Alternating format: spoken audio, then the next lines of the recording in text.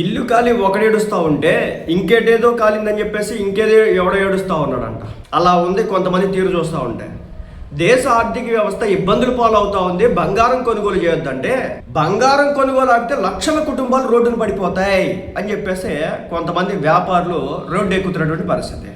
వీళ్ళకి దేశ ఆర్థిక వ్యవస్థ కంటే కూడా, దేశ భద్రత కంటే కూడా, దేశ ప్రజల సమగ్రత కంటే కూడా వీళ్ళ వ్యాపారమే వీళ్ళ ముఖ్యం. దేశంలో చేసుకోవడానికి వేరొక వ్యాపారాలు లేదా, బంగారం వ్యాపారం తప్ప. ఈ బంగారం షాపుల వాళ్ళకి, స్టోర్ల వాళ్ళకి నాకు తెలియక అడుగుతా ఉన్నాను.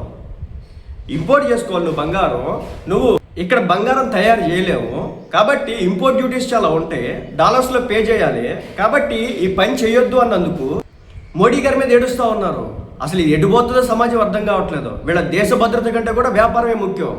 ఇంతకాలం సంపాదించుకుని ఉంటారు కదా, వేరొక వ్యాపారాల్లో పెట్టుబడి పెట్టుకోవచ్చు కదా. దేశం ఇబ్బందులు పాలవుతుందనే కదా మోదీ గారు చెప్తున్నారు.